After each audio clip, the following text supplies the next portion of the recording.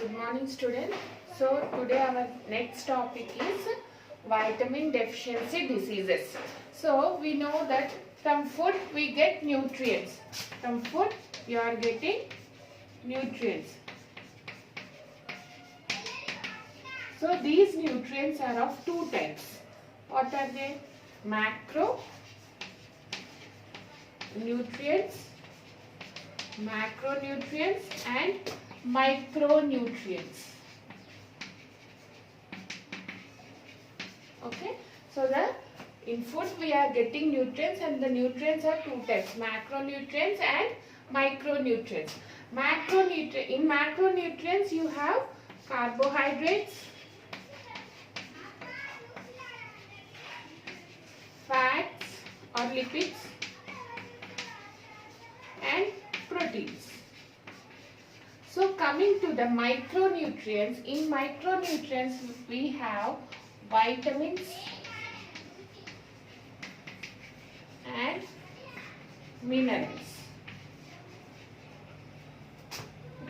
Okay, so in micronutrients we have vitamins and minerals.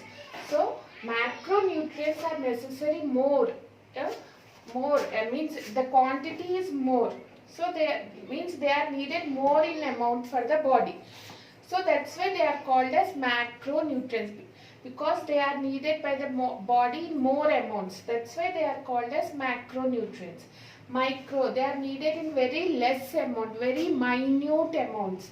So they are needed for the body definitely, but in very less and very minute amount.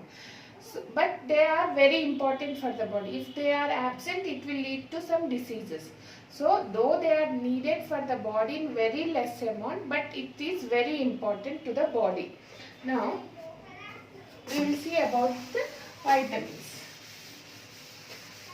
So vitamins are micronutrients. Vitamins are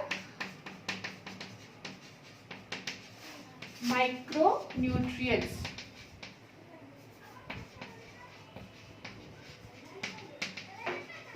And they are organic compounds. Means they are made up of carbon, hydrogen, oxygen. So they are organic compounds.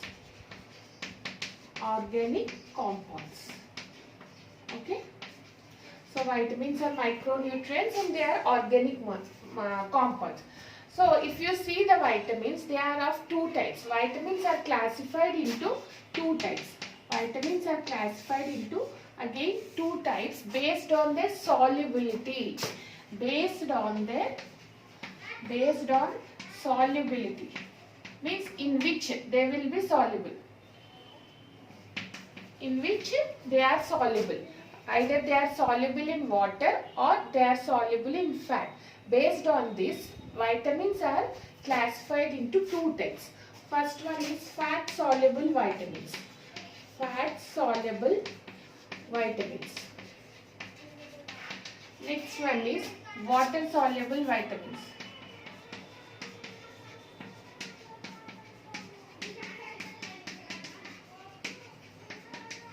Okay, so fat soluble vitamins means they are soluble in fats, and water soluble means they are soluble in, or they are dissolved in water. These are dissolved in fats. These are dissolved in water. Now what are that? So first, before going this, we will see how many types of vitamins are there. We have vitamins are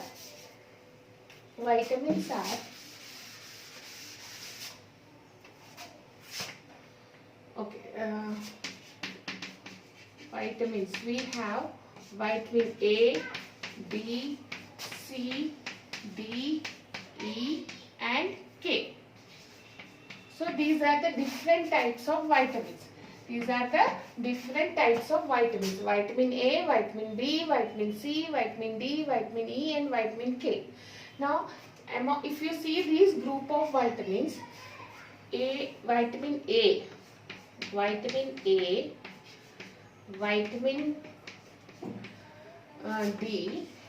vitamin E and vitamin K.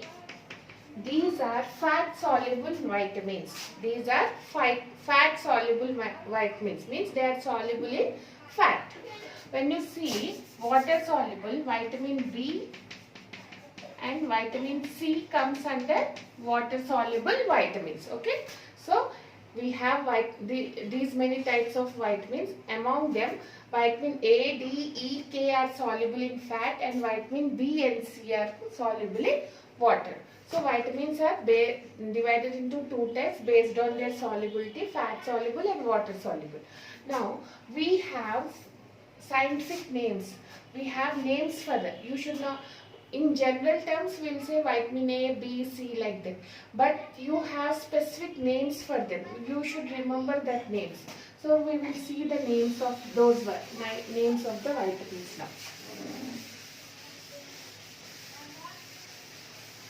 Now, vitamin A is called as retinol.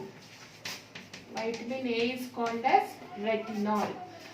Vitamin D is called as calciferol.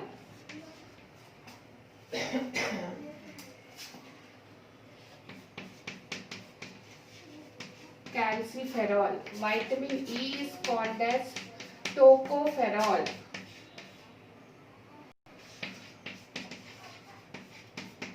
Vitamin K is called as phylloquinone.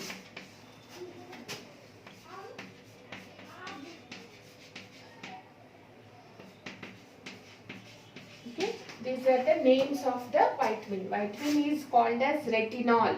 Vitamin D is called as calciferol. Vitamin E is called as tocopherol. Vitamin K is called as phylloquinone. So you should definitely remember these names. Okay. Next, if you see, these are the fat soluble. Okay, these are all what? Fat soluble.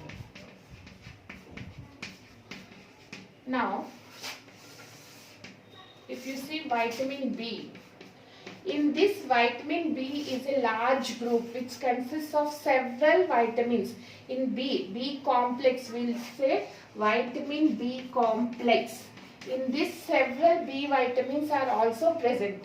Okay, B1, B2, B3 like that. So it's a group of vitamins. So that's why it is called as B complex. Means it has several other vitamins in it. Okay, we will study all these afterwards. Now vitamin B complex. So there is no specific name because it has several subunits. We will study them. Okay. Then vitamin C is called as ascorbic acid. Ascorbic acid. Okay, so now these two are water soluble. Okay, water soluble vitamins. Now if you see, we'll see only vitamin B, which is a B complex vitamin. In this several vitamins are present.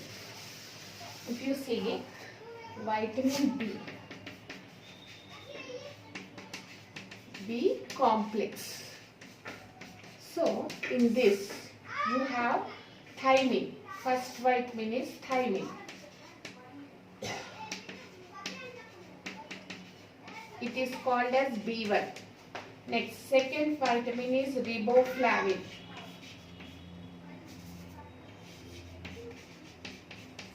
Which is called as B2. Next, niacin, which is called as B3. Next, pyridoxine,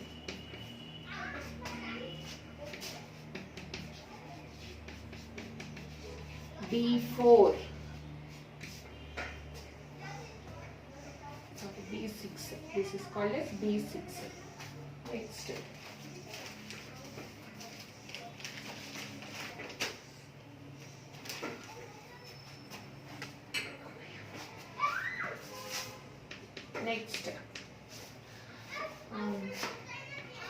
pyridoxine. Next, cyanocobalamin. Yeah, cyanocobalamin.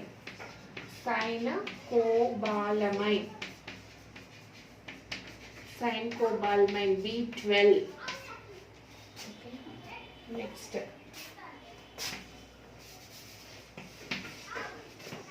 folic acid. Next, pantothenic acid.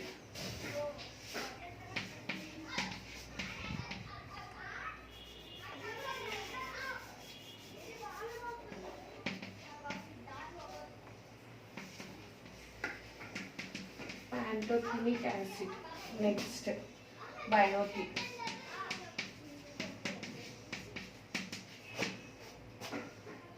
Okay.